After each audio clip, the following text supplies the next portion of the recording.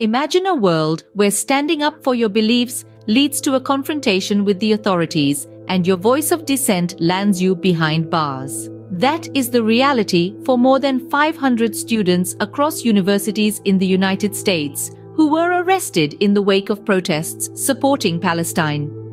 This shocking statistic is not just a number, it represents the voices of hundreds of young individuals silenced and penalized for their stand. As tensions continued to escalate in the Middle East, with mounting violence in Palestine and Israel, the United States saw a tangible repercussion of these events at home. Protests and demonstrations broke out in American universities, expressing solidarity for Palestinians and denouncing the military operations in Gaza and Jerusalem. While these protests were a manifestation of public opinion and freedom of expression, they were marred by controversial incidents that escalated tensions between the protesters and the American authorities. In light of these developments, American media outlets reported that more than 500 students were arrested during these protests across the country. These reports come in the midst of mutual accusations between students and authorities. The protesters claimed they were subjected to repression and unlawful arrests, while the authorities assert their handling of riotous behavior and breaches of law were firm.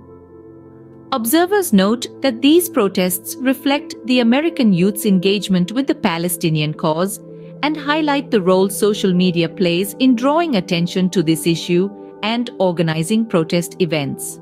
Despite the American government's support for Israel's right to self-defense, the ongoing protests in American universities reflect a shift in American public opinion. Many are calling for the necessity of finding a peaceful solution to the Israeli-Palestinian conflict, one that preserves human rights and promotes peace and stability in the region. In conclusion, the protests in American universities remain a part of the changing social and political landscape in the United States. They reflect the American youth's engagement with international issues, indicating that events in the Middle East have a global, wide-ranging impact that transcends geographical boundaries and resonates with the hearts and minds of young people around the world.